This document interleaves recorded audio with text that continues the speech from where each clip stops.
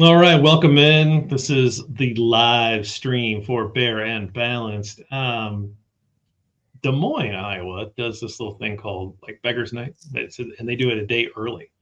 And so we're gonna have like kids potentially trick or treating, although it is freaking cold, It is right? cold. Like Yeah. like they just dropped. Like I don't even know what it is, 30, 38 degrees right now. So it's cold. I don't know how many kids are going to be out braving the elements, but we've got kids trick or treating, right? And the last time I talked to you, I think we did the candy draft, or We did, or yeah. you put the candy draft back up there. So did we get a poll out? Did you win? Did Uh, you?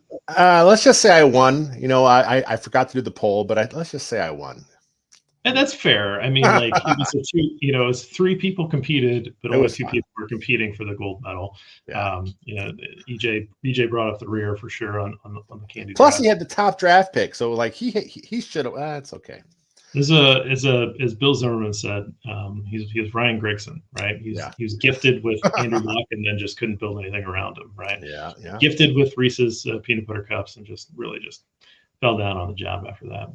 So, But how's it been going? pretty good. Do you have a nice vacation? You were off. You did what? So you did how many marathons on your vacation? You're out there doing marathons.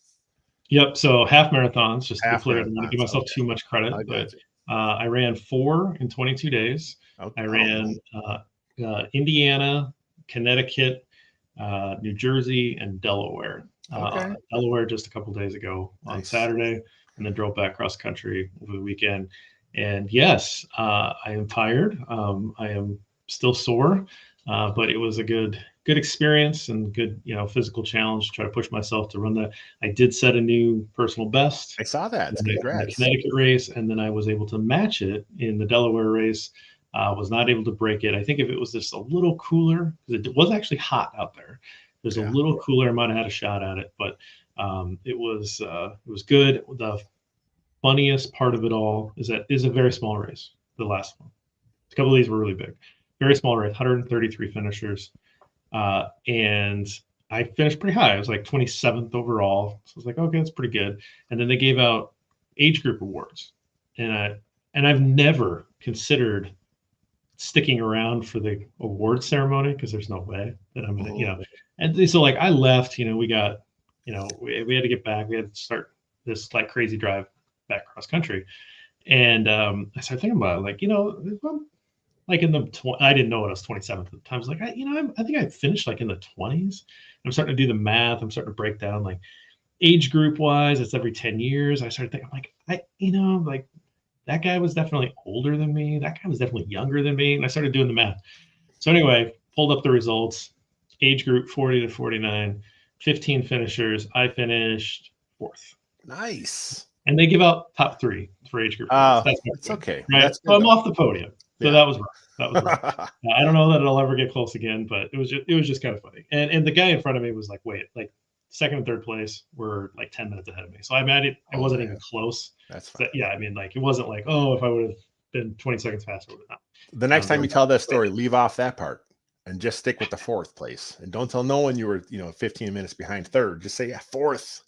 So close to third. That's all you got to say. And then no one will know. Yeah. Well, one of those guys just needed to like not feel well that morning. That's how close I was, right? Like that guy just needed to not race, or pull a hamstring or something, But anyway, I got my Halloween shirt on, right?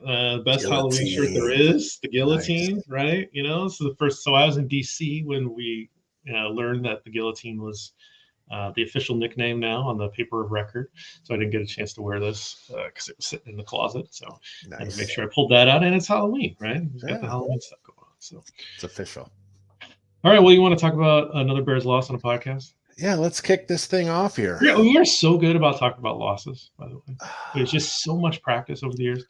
They win the week I'm on vacation. So like Taylor fills in. So I don't even get to talk about the win with you. Like that was just we're just too good about talking about losses. That's I think what it comes down to. We are experts in the taking the L for the Bear podcast. Well practiced. Okay. Let's I saw that you struggled with the timestamps.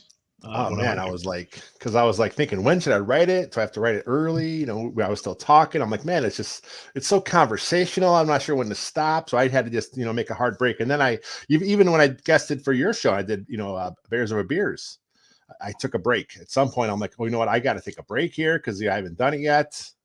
I even mentioned on the show, if I don't take a break, JB's going to get mad at me.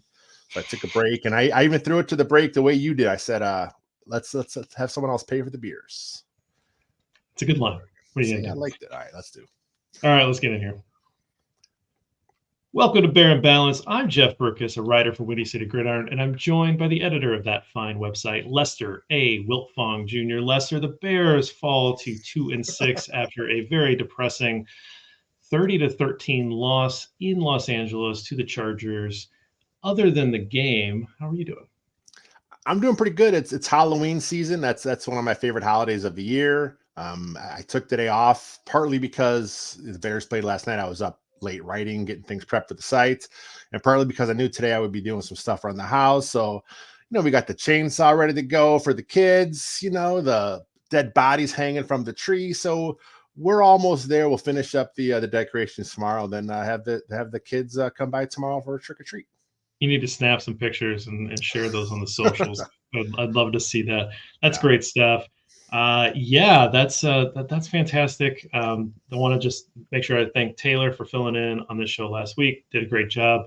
Really appreciate that. You got to talk about a win with Taylor, and that's great. I'm glad that somebody got to have fun. Yeah. I got to watch the game with our friend Andrew, who's been a big supporter of the podcast channel.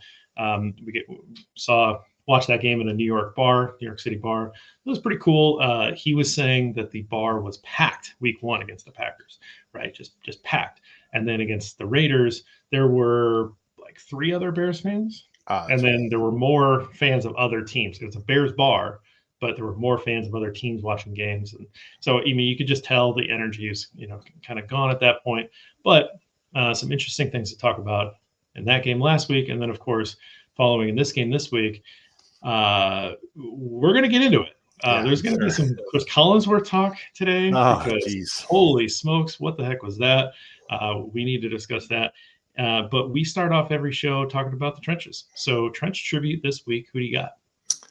I'm going to go with the rookie right tackle, Darnell Wright. He had a nice game. I was expecting, Joey Bosa on one edge, Khalil Mack on the other. Brandon Staley would kind of, move those guys around and they have some good pass rushers. The Chargers have a terrible pass defense. They were like the worst in the NFL, but they were good at getting after the quarterback. So I thought, okay, they're going to heat up Bagent. It'll happen. It didn't. Darnell Wright did a pretty good job. He didn't pitch a shutout. He gave a few pressures, but no sacks, and he was good in the run game. He just keeps showing that he is that guy. He's a physical presence. Coming out of college, he was a pretty good pass blocker, but I think that as a rookie so far, his run game much better than I thought. I thought he would struggle a bit because in college he was inconsistent, but he's got it down. He has pretty good technique in the run game. Once he latches on, he's got you. He drives you. He likes to finish you. There's a few plays in the game against Charger where he just would take the guy and took him to the turf. So I like Darnell Wright. I'm a really big fan of his game. 100% agree. I got two names written down per usual. One of them was Darnell Wright. When he gets out in space, he's pretty fun, right? It's a big guy moving, but he's still fleet of foot enough and I think young enough in his career that he's still pretty good on the move. So that's really cool to see that touchdown run. He's out in front. Who else would you want more than Darnell Wright? That has to feel pretty good for Darrington Evans at that point when he sees big number 58 rolling down the field in front of him. Absolutely well-deserved there. I'm going to go with his new guard partner in Tevin Jenkins. Just one of those two guys was where I was going to go with this. The right side of the line looked pretty good. Yeah. Jenkins is obviously he's a baller in the run game, and that's generally where you put the right guard, right? You put the left guard, a guy that's maybe a little bit more adept at the pass pro. But the right side of the offensive line with Jenkins and Wright looks fantastic. And it looks much better than what's happening on the left side of the offensive line right now, where you have your swing tackle, Larry Borum playing, and you have Cody Whitehair, who's doing his best. Yeah. He's out there trying, I guess, is what we'll say. But probably past it. Probably doesn't have it anymore. But the right side, if you just watch the right, cover up the left side of the offensive line when you're watching the game, just watch the right side. It's pretty good. And those two guys are really impressive. And when you're in another season like this and you're looking for some silver linings, I think you can point to those two guys and say that there it is. Those are two guys that you can build that offensive line around. Maybe Braxton Jones comes back, you add a center prospect in, Nate Davis, you've got on a contract. Maybe you're not that far away from having a legitimate offensive line. Yeah, we talked about it a lot when I subbed. It's funny because I did Bears Over Beers and it turned into a bunch of O-line talk because, I think it's kind of, because I was steering the convo, so that's kind of where I took it because that's what I want to talk about anyway. So, yeah, when Nate Davis comes back, that's a good problem to have because he was playing pretty good before he got hurt. Of course, the high ankle sprain is a problem for him. It's, a lot of people say it's a 4-week injury. He's not on IR, partly because the Bears don't have many more IR designated to return spots left. There's only 3 left they could do. So maybe why they didn't put him on IR, but at some point he should be back. And I think at that point, he's always been a right guard. So I think he goes back to his spot, kick Jenkins over to the left side. Cody Whitehair now becomes your swing guard. I think that's probably what you have to do. Lucas Patrick, he's fine. He was good against the Raiders, which was funny because that's the week I'm talking to Taylor, of course. We're talking about Lucas Patrick. This week he was not very good. So they, like you said, center. They got to figure center out. Yeah, I mean they have. There's that old saying like if you have 2 quarterbacks, you don't have any quarterbacks. Right now they have like 4 centers, but they don't have any centers, right? Like they've got Lucas Patrick, who I think we've seen enough of to say like, yeah, he's not the guy. He's got Cody Whitehair, who this deep in his career doesn't know how to snap, and just it seems like his problems have just exacerbated and gotten worse over time. You got Dan Feeney, who you gave up a 6th-round pick for, who I think he's had like 3 snaps or something like that. One that like almost went over the head, and whatever. And then you've got Doug Kramer, who we haven't really seen it yet from him, right? And a little bit undersized. So you got 4 centers, but you don't have a center, right? Like that's kind of where the Bears are at. Let's maybe invest some capital in there and get a guy, right? Whoever the GM is this offseason, whoever it is, you got to get a center. You got to get a center. All right, so let's move on to our tweet of the week, sweet tweets. I'll start us off. Our friend Brendan Shagru, I'm going to say his last name correctly this time because you got it. That's it. It's a weird, Irish spelled last name. Yeah, and I have butchered it in the past, but I made sure that I remembered how to say it. He had a good one earlier today. Through 8 weeks, the Bears have 25 pre-snap penalties. That's second most in the league. Last year, they had 28 total. Keep talking about the fundamentals, though, Matt. That was the tweet. Yeah, I mean, it's been a problem, and we're deep enough in the season where you can say this is a real problem. It wasn't just a blip. It wasn't it was working out the kinks in September. This is halfway through the year. We are through October. And you now can see that this has added up to the second most in the league. And that's not what hits is all about, right? Like this is the opposite. And so, again, if you're not built to overcome penalties, like the Bears are not, it hurts even more, right? These drives are basically dead as those things happen. You cost yourself 5 yards back up, first and 15, or second and 15, or whatever. And you're already behind the sticks and you're not able to catch up when you're playing an offense that's designed to like get 4 or 5 yards at a clip, and really aren't relying on any kind of explosive play element with this quarterback and with this approach. You have no margin for error like this. You can't have pre-snap penalties, and this team is full of them. This team has to be perfect to even have a chance to come near a victory. And there've only been 5 in the Eberflus era. It's just ridiculous because last year they were pretty good. I mean, you can look at the team and say that they were awful. Of course, they had only 3 wins. There were some exciting moments here and there. But you know what? The hits philosophy seemed to be kicking in because they were not penalized very often. This year, there's been at least 1 10 penalty game. There's been a couple 9. I think they had an 8. They had 7 this last week. 2 weeks ago against the Raiders, they had 2 penalties wiped out, big plays from Darrington Evans. Same thing this week. They wiped out some big plays.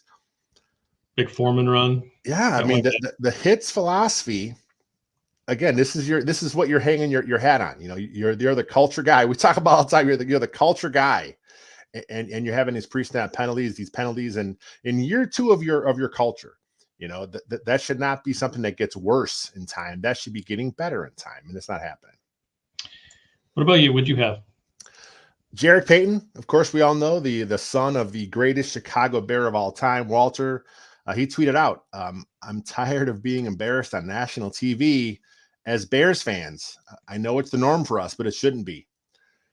This is the son of the greatest Chicago Bear of all time. He's embarrassed for the franchise."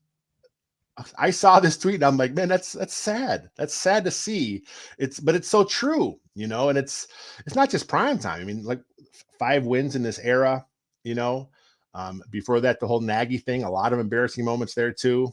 You know, Fox, Tressman, okay, you know, it's been a long time since this franchise has been something you can be proud of. And when Jarrett Payton is, you know, when he's sick and tired of this stuff, you know, you just hope this kind of stuff gets to someone that can say, you know what, we got to change. And whether it's George or whether it's Kevin Warren or Ryan Poles or someone, you know, it's got to stop. You know, it's the city of Chicago deserves so much better than what the product has been on the field.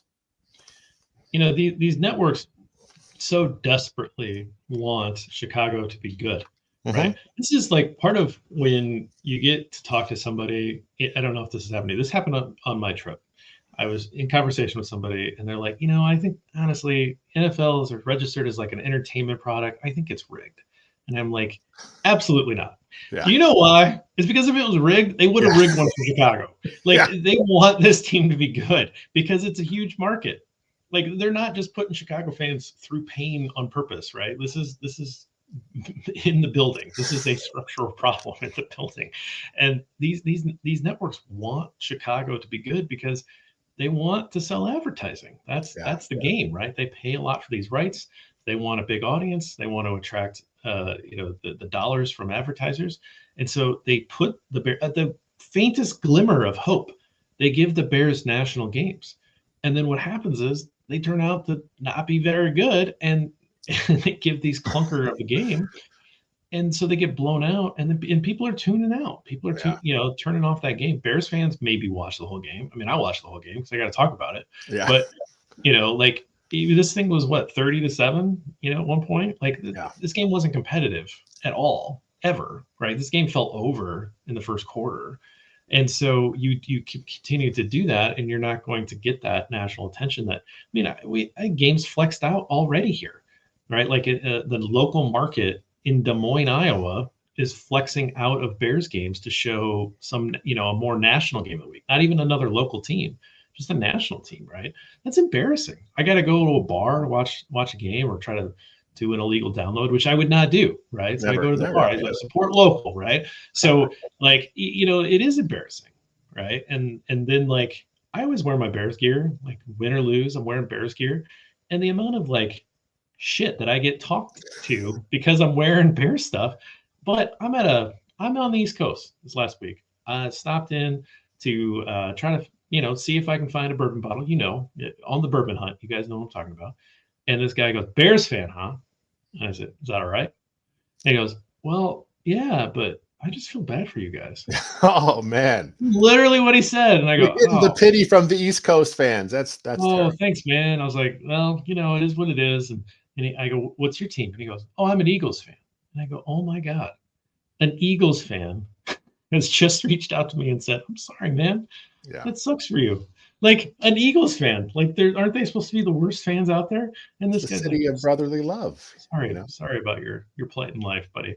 Anyway, it is embarrassing right now, and it's tough, right? I understand if you guys out there aren't wearing your gear as often because it's tough. Like you don't really want to deal with it. You don't want to talk about it. I didn't necessarily want to talk about it all the time either, but you know, it is what it is. It's a central part of my wardrobe, right? Let's just move on. Stats.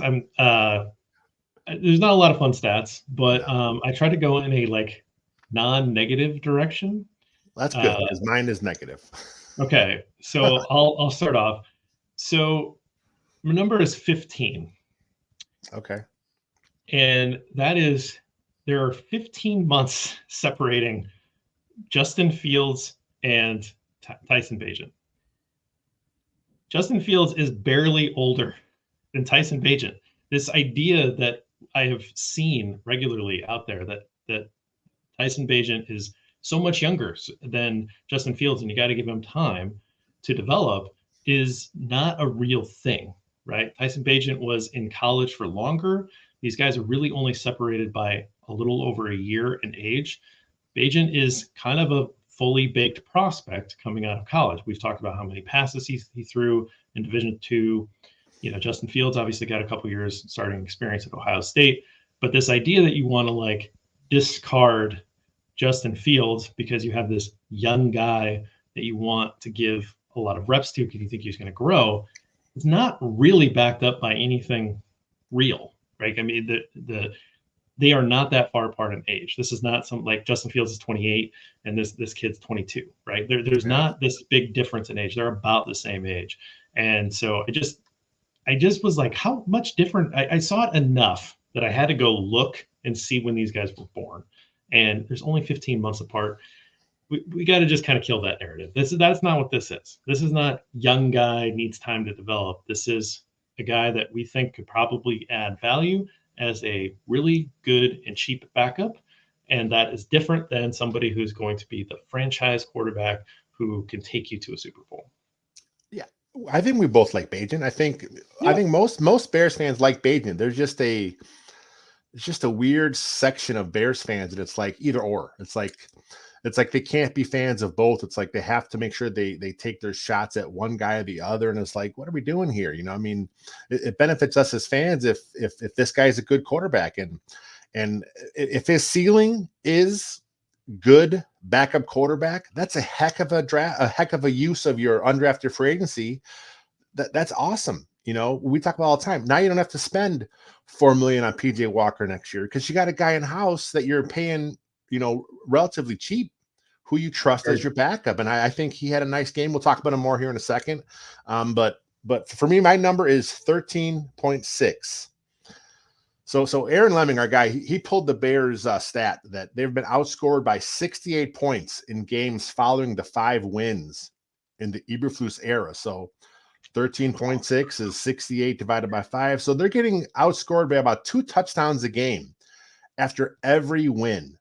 You know, they never had a winning streak. You know, that's just not what this organization does anymore under Flus. And are they that ill prepared that they're dropping it by 2 touchdowns following games?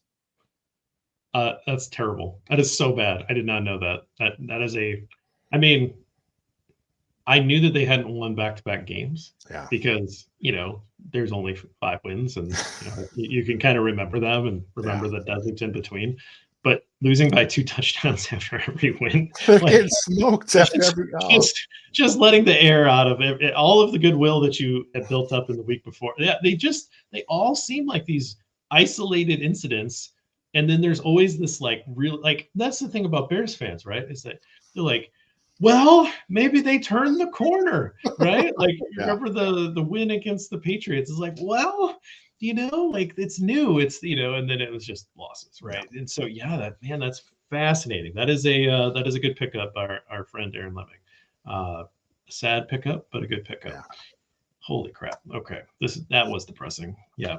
I'm not commonly shocked by your comments, your numbers. That one got me. So I did not see that one. It's nice. You did it. All right. We're going to go with Bagent Orange, the Bagent report here since Fields is still out. Bagent went 25 of 37 for 232 yards. That is a 6.3 yards per attempt. Great, but okay. He did not throw a touchdown pass, although he certainly had an opportunity to throw a touchdown pass to Velus Jones, and did throw 2 interceptions in this one. It took 1 sack, you know, like so your sack watch is going to be light work this week, so that's good. But you know, overall, again, like this is to me, it's a Gardner Minshew guy, right? Like, and I like Gardner Minshew, but this feels a little Gardner Minshew. And I had tweeted out at the beginning of this game, like, okay, we saw what this guy can do against admittedly a not so good football team in the Raiders when they got a positive game script. The running game looked good. Everything rolled pretty well for him. He was able to matriculate the ball down the field regularly. He got a defensive touchdown. The defense played lights out, right? Like that's a really good game script for a guy like Tyson Bagent. This one, Bears get down early, right? They don't really ever establish the run. They try to have to force the pass, and it just every throw is not on the table for him, right? He does not have that world-class arm that he can throw every direction. Brandon Staley is a smart defensive coach, took away some stuff, right? Took away middle of the field a lot from him, and really forced him to throw out on the sidelines. Doesn't have the strongest arm, right? So that is he can get it there. He had a couple good balls, particularly Cole Kmet. But overall, like he's not going to be able to make them pay and force down the field. And so this is kind of what you expect against a little bit more of a talented defense, even though their secondary has struggled this year. The Chargers secondary has struggled this year, but this is kind of what you expect a guy like him to do. Gets the ball out quick, does have a decent completion percentage, but not a real explosive play element to his game. Minus the play to Mooney, and that probably should have been a touchdown. Should have been a touchdown. Runs, right? Mooney didn't sell it, right? Maybe we should talk about that. But overall, I would say if the bar is we're judging this guy as an undrafted free agent rookie who's making a start, he was fine, right? Made some turnover-worthy plays, made some nice throws, particularly to Cole Kmet. But overall, right, like not nearly enough to carry this team to a victory. I thought he played fine. He played kind of like I expected him to play. I wrote early in the week that if the Bears had any chance to win the game, he would have to go ridiculous and have an outstanding game passing the ball, because that's what the Chargers give up. They give up hard yards to the air. They gave some yards up, but like you said, Brandon Staley is a good coach. He kind of schemes some stuff, some different looks. I think he fooled Bagent a couple times. I mean, he threw the 2 picks. He had a couple others that probably should have been. He had a couple others where he kind of was, I don't know who he was throwing to. He had a rough game, but again, undrafted free agent rookie. This is what you expect. Some people in Chicago media went overboard. Some people in the national media went overboard. They wanted to talk about this guy like he was going to be the next guy. And well, let's pump the brakes a little bit. That's not who he is at this point in his career. He may end up becoming a fantastic NFL quarterback. But if not, if he ends up being a guy that's bounced around, 10, 12 years, has the Chase Daniel career arc, that's outstanding from where he's coming from. Yeah, he's not going to have to go into a second career after. There's real money in being a guy that stays on NFL rosters for a long time. It's not an insult to say that, like this. When I say Gardner Minshew, I really like Gardner Minshew. But you have to know what that is, right? Yeah. Like this is not one of the top guys that you're gonna try to build around to try to win Super Bowls. This is a guy that you want to have because he can come in for finish out a game if your quarterback goes down or spot start a couple weeks in the year. Like that's what that guy's for, right? So that's the metric that you should be judging against, the bar that you should be judging against for a guy like this. If somehow he just takes leaps and bounds and becomes something better, then great. Then we're having a different conversation. But why are we jumping the gun? Yeah. But I think this is the space to talk about Chris Collinsworth. Unbelievable what Chris Collinsworth was talking about last night. At one point, he said that Justin Fields needed to study him. They needed to study how Tyson Bagent is running the offense. I'm listening to the slurp fest about this young man, and I understand how these things are put together. You go and you interview coaches and you interview players and you have these prepared remarks. All those sideline hits, those things are all prepared throughout the week when they meet with the media. They're just waiting to, give you little hits on, D'Onta Foreman didn't play for, whatever it is. They have something prepared. Something triggers it. They throw it down, or they have it in their notes up at the top, and those guys start talking about it. But the level with which they were talking about Tyson Bagent, like he was the new hot thing in the NFL, the new guy, and he defending his arm strength and all this. I have eyes. He can't throw the ball. He doesn't have all throws available to him. That's fine. Not all quarterbacks do. why are we pretending like he does? Yeah. Why are we pretending like he has arm strength as a feature of his game? It's not there, right? And so where did they get this? And this is the part where I'm having some trouble right now, Yeah. because this feels like this was pushed by the Bears coaching staff. And it definitely feels like they are now at the point where they are trying to pin the issues of the year on Justin Fields to try to save their jobs. Mm-hmm. And if you're a Bears fan and you listen to that game and you weren't kind of disgusted by what was happening, like I just don't agree. Like I got really upset with it. Like I listened to Collinsworth and Tirico continue to go down this line, and I'm like, they got fed this. This is something that they're reporting on based on what they heard. And I don't like it, man. Like I don't like how they're trying to throw Fields under the bus. And I know I'm out on Matt Eberflus. I've been out for a while. Yep. But this, if George can put 2 and 2 together, he should be just sending these guys home right now. You know, I didn't watch I watched the game live, but I was media casting on the PSF app, so I didn't have the volume up. But then after the game was over, Jack Silverstein had a tweet, and he kind of referenced this whole thing that was being said there. I'm like, oh my God. And then Kyrie Thompson, he wrote an article at Windy City Gridiron today. NBC's embarrassing Tyson Bagent love fest makes Bears look even dumber. You know, he kind of touched on it there. And then Dan Bernstein and Lawrence Holmes on WSCR, they had a great rant today. Basically the same thing. It's like, this is like you said, this is being fed to these guys at NBC. They don't follow the Bears closely. You know, they don't know. They see a great story. Oh man, Tyson Bagent, UDFA. You know, they had a whole bunch of clips. They wanted some stuff. His dad is outstanding. His dad is a great personality. They wanted to promote this. This is great ratings for them. They wanted him to be good. But the product in the field wasn't showing that. And it's like awfulannouncing.com. They had a lot of good stuff on this too. It's like they're saying all these great things about how Fields has to learn from Bagent. And then the very next play is a horrible throw. It's like, you know, the narrative, you can't drive the narrative when the game's taking place. You know what I mean? It's like there's a disconnect there because it's not happening. We like Bagent. We want him to succeed, but let's just slow down, you know, and it's like that's what seems to happen. And I'm with you. I think the Bears definitely had a few things to say. You know, maybe they weren't quite as over the top as what Collinsworth did, because Collinsworth he's doing this for ratings. He's trying to push things too, because that's what he does on as a color commentator. So maybe it wasn't as to that extent, but he got that vibe somewhere. He got that vibe from Getsy or from Fields or from one of the quarterback coach or someone. You know, it's just, it was ridiculous the way that they were kind of treating that game.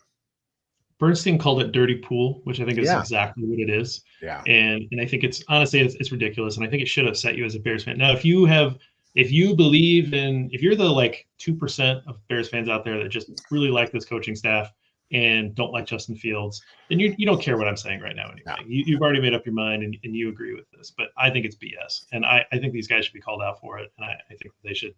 I don't think they should have jobs. Like I think they should just disappear. And I'm not very happy with it. And those of you that think like, oh, these guys are just calling how they see it, I will take you back to the media narrative game that I remember the most clearly was the NBC game where they retired Brett Favre's jersey. And they wanted nothing more than to just slurp on Brett Favre and Aaron Rodgers. And that whole game, Rodgers didn't play that well, and the Bears were winning. And then they like gave him like 8 shots at the end zone at the end, and the Bears won. The Bears held on and won that game. They didn't talk about the Bears once the entire game. It wasn't until afterwards, and they're like, "Oh, the Bears won this game. We should probably talk about the Bears." I remember this because I watched it at my in-laws. My father-in-law is a Packers fan, and the whole game, I'm just sitting there like, "What am I listening to? What is this?" They're not calling the game. Yeah. They have these prepared remarks. They thought Green Bay was going to walk all over Chicago, which, to their credit, you know, in defense for them, that generally is what happens, right? Yeah. But that wasn't what was happening on the field. So they weren't calling the game. They were presenting, you know, whatever package that they had developed. They had this developed. and it didn't match what was on the field, but they already had this developed. So anytime something happened, Bagent throws a pass, 50 yards down the field, he overthrows Tyler Scott by 7 yards, right? And Tirico makes some comment like, he's got the arm strength. Yeah. Like, what? Like, how is that? I mean, there's not even close to being accurate. That's not a good ball. Yeah. Like, there's nothing good about that pass, but you're going to defend it because see, he's got the arm strength. And not really. Like, that wasn't really what that was. Anyway, they come up with these things, unfortunately, in advance a lot of times, and they try to fit the narrative into the game, even if the game does not reflect that.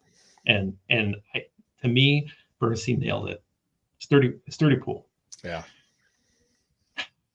Okay, there was my rant. That's okay. You had to get it out there somewhere. No, it's a good place for it. As you said, that's exactly what seemed like happened. We aren't the only one that saw it, obviously. Kyrie wrote about it. Bernstein and Holmes talked about it. It's out there. It's an entertainment product. That's what Sunday Night Football is. So they had to have their stuff prepared, and it didn't go the way they wanted to go. So that's what happens. No, it did not. All right, we'll take a quick break. On the other side of this break, we're going to talk about everybody's favorite segment, Three Bears. Stick with us.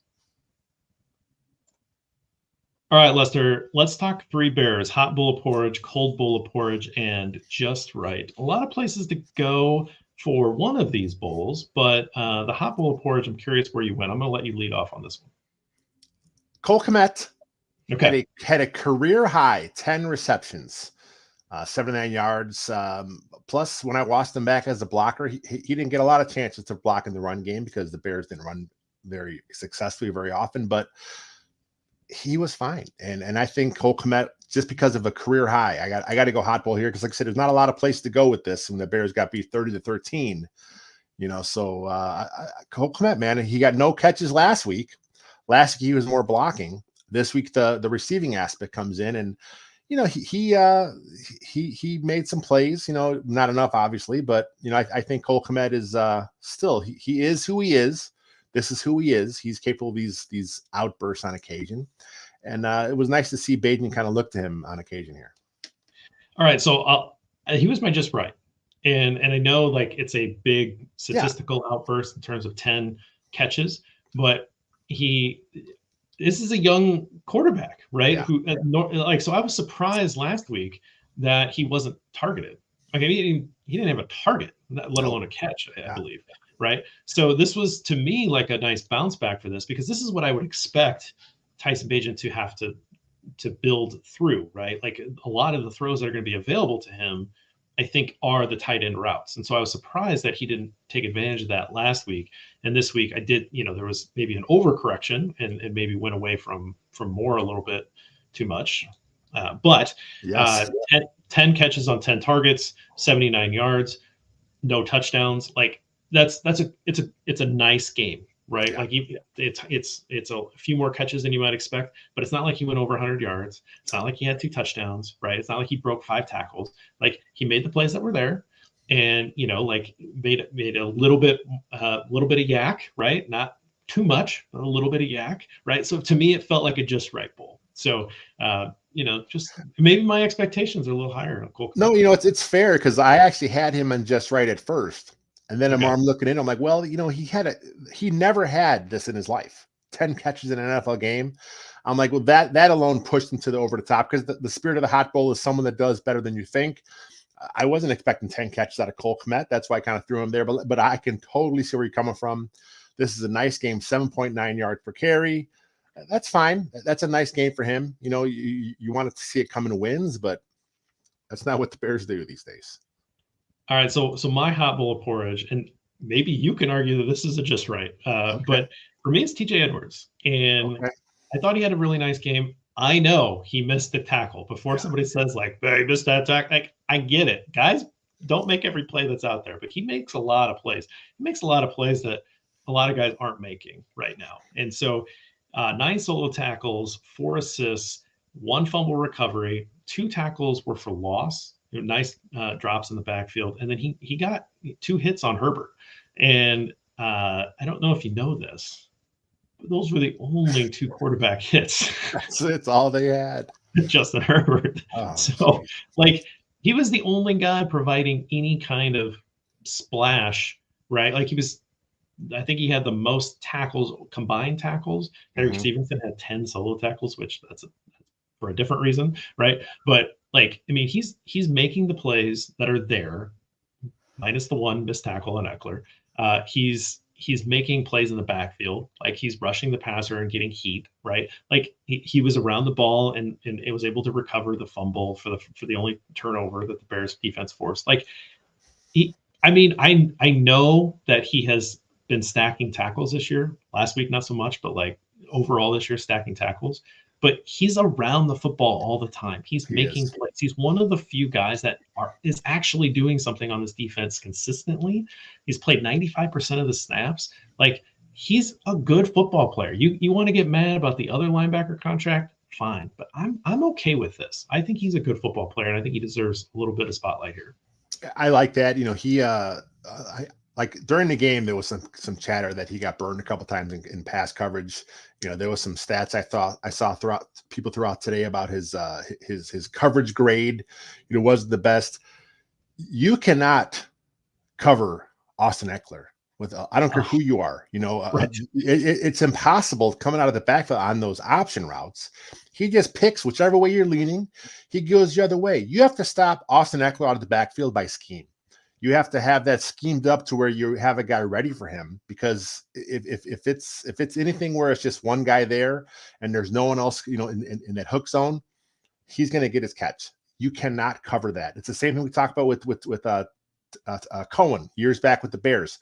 Run him on those option routes because you cannot cover him. Austin Eckler is a fantastic football player, and he got a ton of yards because that's all they did with him. Yeah. Yes, absolutely. Again, I'm sure people are going to be like, Jeff, you're an idiot. He got burned. I don't care. Like he's the only one that's making plays. And again, your scheme is what your scheme is. You know what? Let's just go into cold bullet porridge, because I'll just give that. I'm just giving it to the whole defense. Because I just want to read you. Herbert's stat line. You ready for this? It's brutal.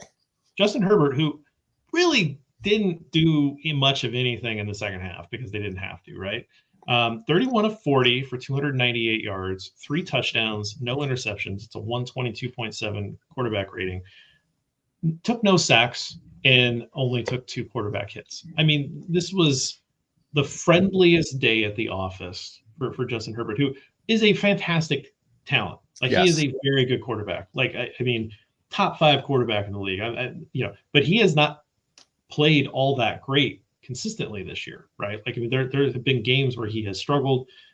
This offense, the Chargers offense, has not necessarily been the juggernaut that a lot of people maybe thought they were. They were not challenged at all. They were just trying to soak the clock in the second half. Like this was a walk in the park. This continues to be a theme of Matt Eberflus's defense, is that there's just no pressure on the quarterback, and there's just not really a lot of resistance to stop anything. So you see, average quarterbacks look good, and then you see good quarterbacks look amazing, and that's the problem. I mean, this 122 quarterback rating without breaking a sweat. Like, the guy didn't really do much. Like, in the second half, he could have ran up 400 yards easy if they would have put pressure on the ball here. Whole defense is there. Eberflus, whole defense is there. Yeah, the Chargers definitely coasted. I think Justin Herbert completed his first 15 passes. He just was he was, when you're not pressured, it's going to happen. Yannick Ngakoue, I thought there'd be more out of him at this point. Maybe you can say, well, offenses know that he's the only guy the Bears have, so they're kind of maybe giving him a little extra attention. But you know what? You got to win some matchups when you get him, and he's not winning enough. DeMarcus Walker, he's flashed here and there. Andrew Billings, he's fine. I mean, the run defense against the Chargers is really good. The Bears have one of the better run defense in the NFL. But honestly, who cares, because it's a passing league, you know what I mean? So if you're going to let Herbert throw the ball all over you, and you can't stop him, what the hell are you going to do? This team's built to win in 1995. What do you got for your cold bowl? I had 2, because I thought you would take the layup with Velus Jones Jr. I thought you were going to go that way. I have him down, but when it happened live, I'm like, well, it's a little underthrown. It was underthrown. But at the same time, a NFL receiver makes that play. 100%. Velus Jones Jr. is not an NFL receiver, Nope. and the Bears keep running him out there. At this point, you're like, yes, it's because of the draft status. What else is the reason for him to keep playing? There was someone, I forget who sent it out. They sent out all of Velus Jones's miscues throughout his Bears career, all of his. It's like, what? This guy is still in the NFL. How is it even possible? He had a penalty on as a gunner too. So I thought you were going to take it that way. So I'm going to go a different route just because, the Bears suck. Let's keep going. Dominique Robinson was inactive. Here's another guy that's on the roster. He didn't even get to dress this time. First time, I believe, in his career. And I looked at his stats this year. In 2 of the last 3 games he played, he may as well have been inactive. He didn't get a stat. Against Washington and against Las Vegas, he did nothing. He played. He didn't scratch the stat sheet. And then the one game he did do something in against the Vikings, he had 2 assisted tackles. So in 2 of the last 3 games, he did nothing. So the Bears figured, you know what? Khalid Kareem now is coming off IR. He's the guy we wanted to get as on the waiver wire.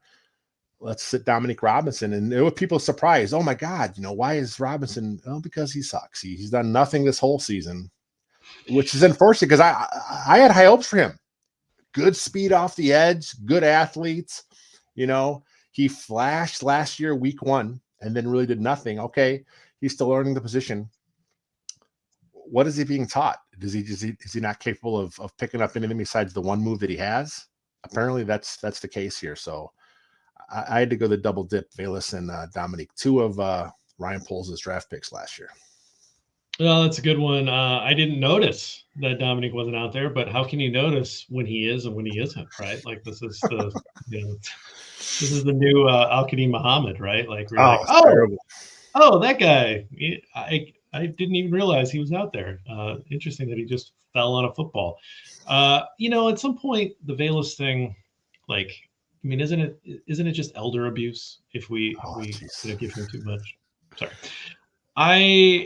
The Velus thing kind of kills me because it was an underthrown ball, but just stop, right? It's just it's bad. He lost his footing. That happens, but it's bad. And then the penalty on special teams is actually drives me a little bit more nuts, right? That's really inexcusable too.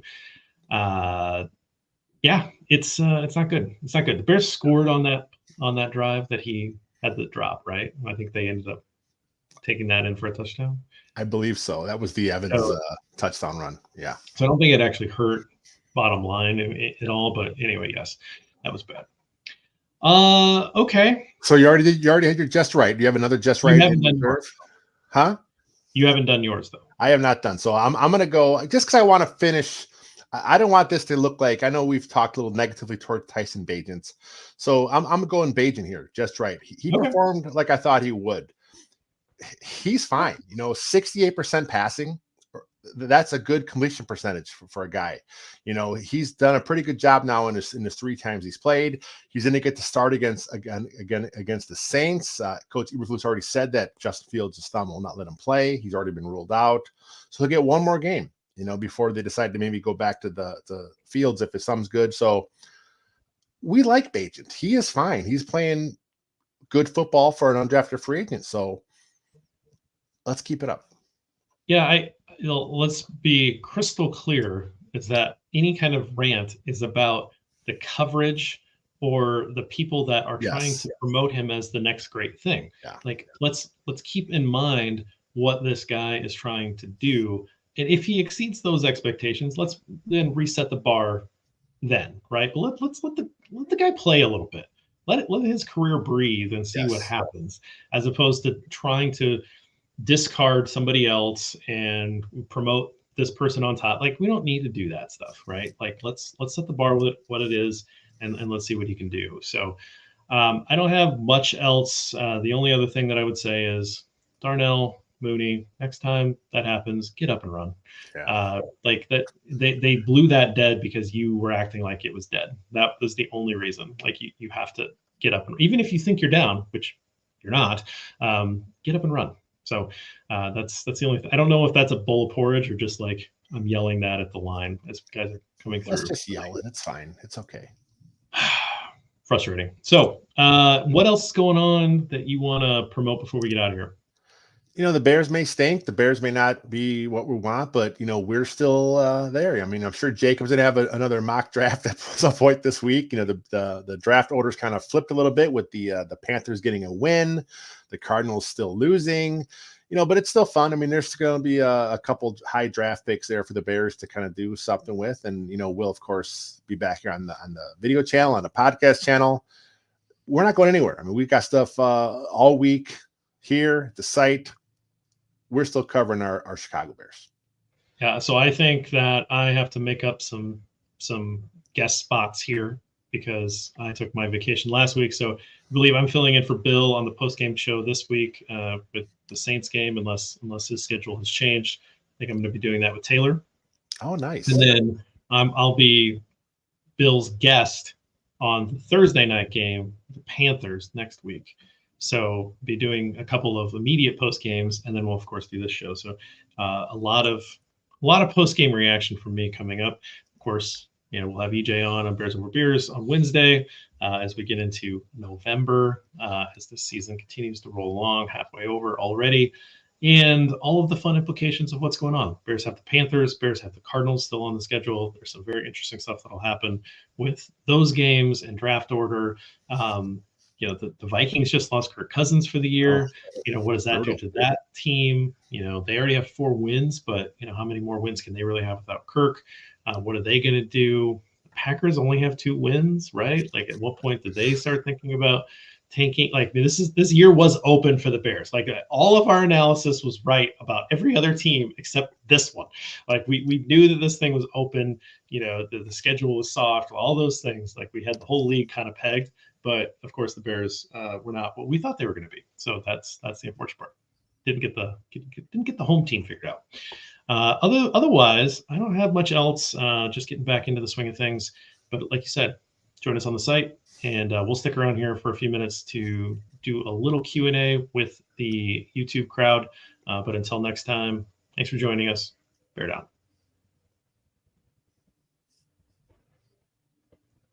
How much time do you have, Lester, before you have to go to Geek Squad?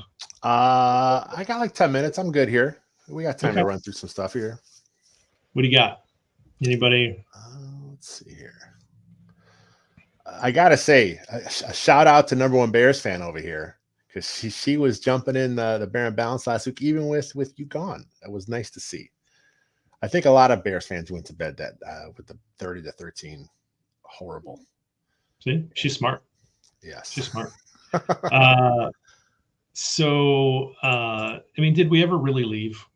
At this point, it's just they have driven me to bourbon at this point. I can't even drink beer anymore. I don't even know what beer tastes like. Although you brought on an IPA. How did that go? IPA, gummy bear flavored. It was awful as you would expect it to be. But like I said, I mentioned on the show, the drinks, it was bad. Like, oh, it was terrible. But then like it got sweeter as it was like sitting there. So I'm like, okay, it's not too bad. I mean, I finished it. It was a big guy. It was 9.5% alcohol. I'm not a big drinker, so I was definitely feeling it after we signed off. But my plan was to drink both, but I'm glad I didn't do that. So I still have a cookies and cream stout down in my fridge waiting for something. Yeah, we'll have, don't let it sit too long, right? Like you gotta maybe like over the holidays. Okay. I mean, you definitely don't want the IPAs to sit too long. So the whole thing about IPAs is they've got a lot of hops in them, and as that ages, the hops are a bittering agent, right? Oh, okay. And so in America, they throw in so many. I don't like IPAs, but they throw in so many hops because they basically want you to drink them as fresh as possible, so that you get these like volatile organic compounds so you get all this stuff. But those like go away kind of quick, and then so the hops are a preserving agent, and so but it makes the beer bitter, which is like what an IPA originally was so that it could make the journey from England down to India, right? And so it was a way to preserve the beer, and that's why like a lot of English beer is very bitter. But America's IPA style is let's throw as much hops in it as possible, but drink it before the hops does the thing that it's supposed to do. Okay. So don't let it be in your fridge for more than like a couple weeks, because then it's just going to be bad. And you should always look at the born on date on your can. I think I might pound it out tonight. Then just get rid. You probably should. Okay. Right? Stouts can like hang out for a while. Okay. Right? You can, in some stouts, if they have a high enough alcohol, they can age for a couple years, and they can kind of actually improve and change and like be interesting. Now, you don't want to keep them forever, but like you could keep a high alcohol percent stout for like 4 years. That's not man, okay. Right? But this one, I don't think it's super high. I don't know. I don't remember the cookies and cream, but like you probably want to drink that sometime soon. That's probably going to be a little better fresh. Okay. Barrel aged stuff, like you can keep around for a little. I mean, you got to eventually drink it, but like you can get away with it for a little while. And this is the kind of in-depth analysis you get on Bears Over Beers every Wednesday at 8 Central. There's a few things I know a little bit about. Not a lot, but a few things. I am kind of mad. I think I'm more mad about. I'm pretty mad at the coverage. Like that makes me mad, because I think I know where that came from, and I think I know what that means, and that makes me mad. They're just trying to save their ass. They're trying to save their ass by throwing Fields under the bus, it seemed, and it's just not. That's not good. Eric, I don't know that they blew it dead. Like if you go back, I don't think you can hear the whistle. I think there's a whistle came really late. At that point, he already got up. He started running. But he was kind of jogging. Yeah. And then like Derwin got close to him, and I think they blew it dead there. But if he gets up and he runs, no one has blown the whistle yet. So he wasn't that far away. I mean, he caught it like on the 40. And so he gets up and he runs with purpose. Like I don't think Derwin's close enough to get him. So I think he coasts into the end zone. That's what I think that they just call it. I don't think they whistle it. I think they whistle it dead because he sort of started trotting, and it was like, oh, let's prevent whatever this is going to be. Right. That's what it was. It was Mooney's hesitation. I am 100% convinced of that. Coach Flus mentioned that in his presser that he had talked to Mooney about having to sell it more, which, come on, why even say that? I mean, there was some comments he had after the game where it's like, I'm not saying he's throwing his players under the bus, but it's just, not enough accountability there from the coaching. Like, I don't want to get into that right now. The Bears have pissed me off enough. I don't want to get into Kamari. I mean, we're already out on Flus. We're out on Getsy. Get the whole regime the hell out of here. So yeah. Yeah, it's rough. Yeah, I didn't hear it. Like again, I went back and it happened late. Again. I watched it today. I heard it when Derwin, like again, he was jogging. Derwin James was close to him. They blew the whistle dead there because Derwin's about to hit him or grab him. I assume they were just preventing Derwin James from just like throwing Mooney, who wasn't really committed, to the ground at that point. That's what I heard the whistle, but I did not hear it live, because why would you? I don't like he wasn't contacted after he caught the ball. The corner turned around and was then just like he was like, that's garbage. Like just that sucks. And I was like, what is this? Like, that's the weirdest reaction from a corner you have to cover up. It happened a couple of years ago with the Bears, but it was I don't know. I don't even Foster. I don't even know if it was the refs. I really think it was Mooney, and it was a smart play to take a shot right away. Yeah. Like, I mean, you got to give him credit. And it was a really nice play by Mooney, but he has to complete it there. Like, he has to get up and go. Even if you think you're touched, get up and go, right? And like you say, Flus doesn't need to call him out, but that's kind of what's happening right now. Is that it's everybody else's fault except for coaching staff, right? Like they are really kind of circling the wagons there. So yeah, not great. Anything else? Any other points that were in the comments here that you want to address? I think we're good. Okay. Well, thanks for joining us, guys. Really do appreciate it. Don't overdose on candy.